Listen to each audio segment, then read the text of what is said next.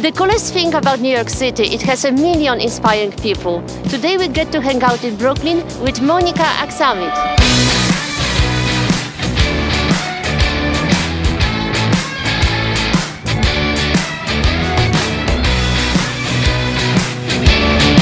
Monica, so you're Polish-American, you were born in New York City.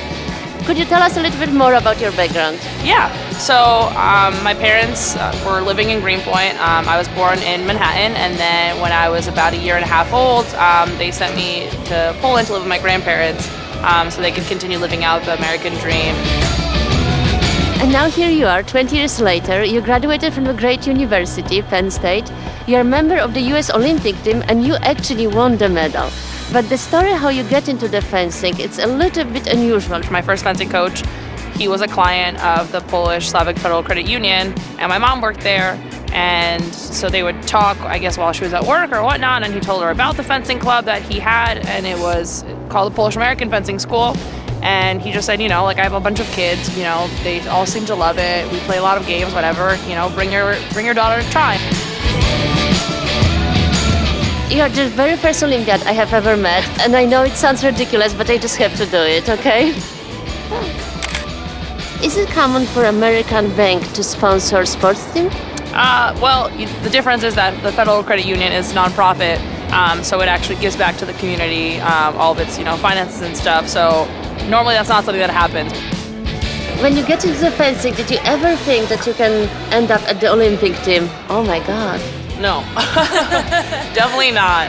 I mean, I wanted to go to the Olympics, but I hoped. Oh my God, it's just like unbelievably heavy, no? Yes. So most of the people think, actually including myself, when you are the best in your sport, you are like all set. If only that were true, that'd be pretty great. But it is unfortunately not. There's a lot of expenses that you have to pay.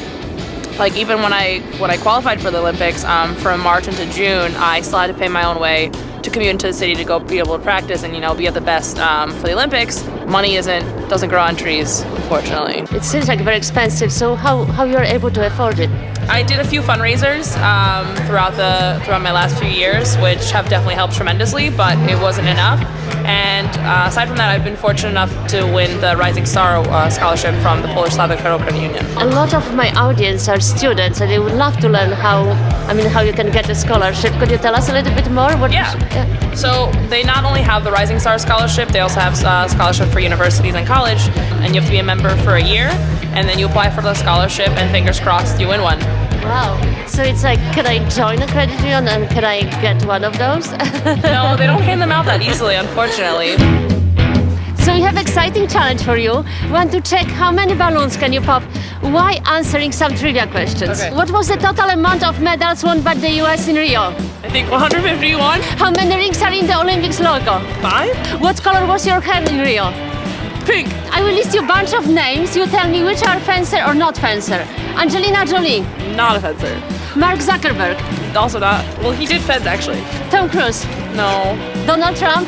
Definitely not. No. It was like really amazing. So I think you truly deserve the gold medal. I got a gold medal. Yeah. A bronze one and a gold one. Now we can tell you how you can win the scholarship.